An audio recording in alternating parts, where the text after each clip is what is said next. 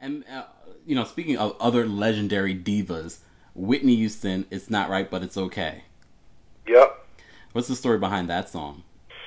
Well, I can't take credit for writing that song. That was Rodney who wrote that song, but I was definitely involved in the recording and the production of it. Mm-hmm. It was a song that had been written right around the Brandy time, a little bit after when we were working on that record. Yeah. And as soon as we finished Brandy's record, we went back east to start working with Whitney, and it was a song that Rodney played for her.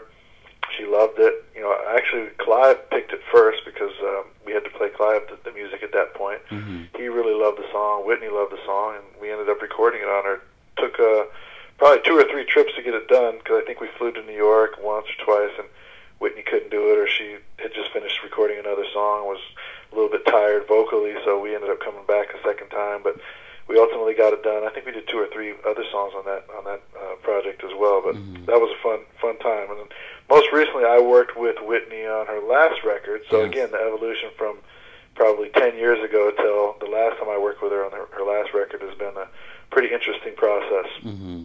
And it's funny because I was speaking with Claude, one of the artists that we featured here on, Behind the Songs, and I asked him, he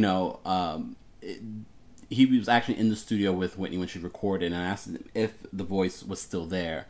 I'm going to ask you the same question. Do you believe the Whitney Houston voice is still there? The voice is still there. It's changed. I think, in my experience, all people's voices change over time. Mm-hmm. As you age, you lose a little bit of, sometimes it's the high end, sometimes it's the low end, sometimes it's the pitch or the control, sometimes it's the rhythm. And I've worked, with a lot of people over wide periods of time, such as Tony, as you said, and such as Whitney. So people's voices always change.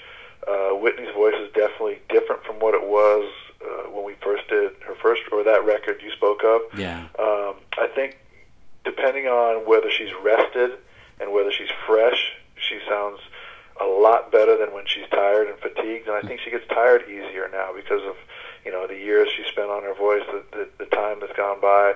I think that's all affected her voice. But when she's fresh, she still sounds great, and she still knows how to deliver a vocal almost as well as anybody I've ever met, as far as dynamically knowing how to tell a story, knowing how to capture her listener, knowing how to bring people into to the lyric. Yeah. Those are things that she does naturally that I think really amaze me every time I record with her.